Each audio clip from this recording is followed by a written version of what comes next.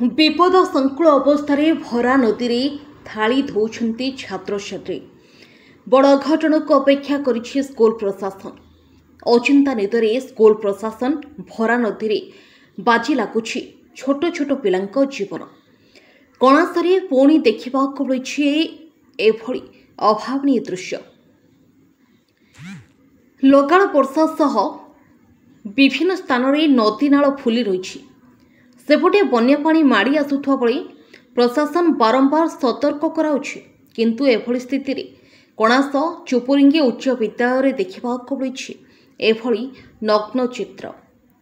भरा नदी भितरे पशि विद्यालयर छात्र छात्री माने थाली धोउछंती।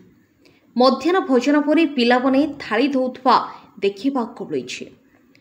लगातार एभଳି घटना किछि दिन हेबो देखिबाकु मिलुछि। जदि कोनोसी अघटन घटे सेथिपाई दायी किए रहिबो, स्कूल कर्तृपक्ष ना प्रशासन?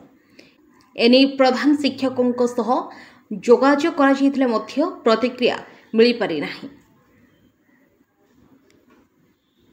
ब्यूरो रिपोर्ट, अक्षर लाइव।